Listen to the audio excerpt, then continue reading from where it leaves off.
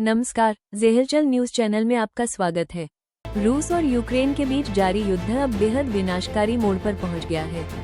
Ukraine द्वारा रूसी तेल रिफाइनरियों को निशाना बनाकर किए गए भीषण ड्रोन हमलों से बौखलाए रूस ने यूक्रेन की राजधानी कीव पर अब तक का सबसे बड़ा और विनाशकारी पलटवार किया है। रूसी सेना ने एक साथ लगभग 74 मिसाइलें, जिनमें 24 बैलिस्टिक मिसाइलें शामिल हैं, और रिकॉर्ड तोड़ 496 घातक ड्रोन्स दागकर पूरे कीव शहर को हिलाकर रख दिया। करीब 11 घंटे तक चले इस भीषण हवाई हमले में कई आवासीय इमारतें और बुनियादी ढांचे पूरी तरह जमींदोज हो गए हैं, जिससे कम 18 नागरिकों की मौत हो गई और महिलाओं, बच्चों समेत 90 से अधिक लोग गंभीर रूप से घायल हुए हैं। प्रधानमंत्री नरेंद्र मोदी ने अमरनाथ यात्रा पर जाने वाले श्रद्धालुओं के नाम एक विशेष पत्र लिखकर उनसे नेशन फर्स्ट की भावना के साथ यात्रा मार्ग को पूरी तरह स्वच्छ रखने की अपील की है। अपने संदेश में प्रधानमंत्री ने इस पवित्र धार्मिक यात्रा के दौरान पर्यावरण संरक्षण और स्वच्छता बनाए रखने की जिम्मेदारी पर विशेष जोर दिया। पीएम मोदी ने तीर्थयात्रियों से आग्रह किया कि वे बाबा बर्फानी के दर्शन के साथ साथ प्लास्टिक कचरे का उपयोग न करने और पर्यावरण को नुकसान न पहुंचाने का संकल्प लें, ताकि आने वाले अन्य श्रद्धालुओं के लिए भी हिमालय की पवित्रता और प्राकृतिक सुंदरता बनी रहे। इस बार की अमरनाथ यात्रा में प्रशासन ने भी स्वच्छता को लेकर कड़े इंतजाम किए हैं और प्रधानमंत्री के इस संदेश का उद्देश्य भक्तों को स्वच्छ भारत अभियान से जोड़कर इस यात्रा को एक स्वच्छ और आदर्श यात्रा बनाना है। पश्चिम बंगाल के कैनिंग इलाके में प्रशासन ने पूर्व तृणमूल कांग्रेस टीएमसी विधायक शौकत मोल्ला के बेटे इमरान मोल्ला के एक अवैध कैफे को बुलडोजर चलाकर ढहा दिया है।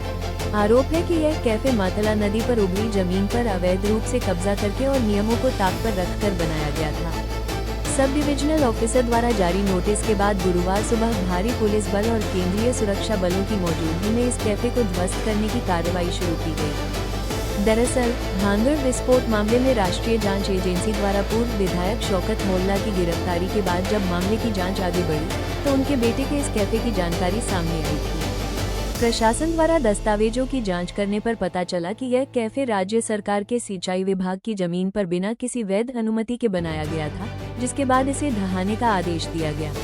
कांग्रेस सांसद शशि थरूर ने दिल्ली दंगा मामले में जेएनयू के पूर्व छात्र नेता उमर खालिद की बिना ट्रायल के 6 साल से जारी कैद पर गंभीर सवाल उठाए हैं।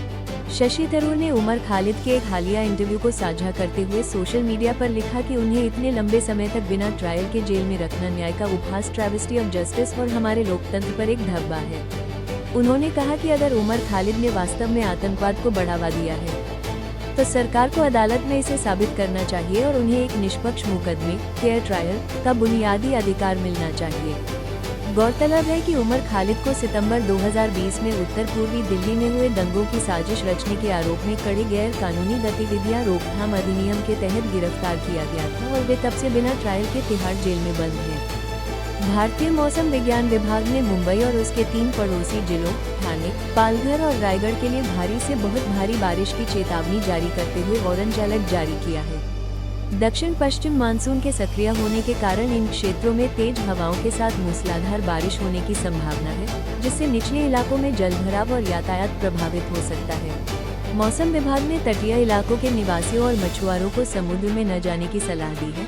साथ ही स्थानीय प्रशासन को किसी भी आपात स्थिति से निपटने के लिए हाई अलर्ट पर रहने के निर्देश दिए हैं।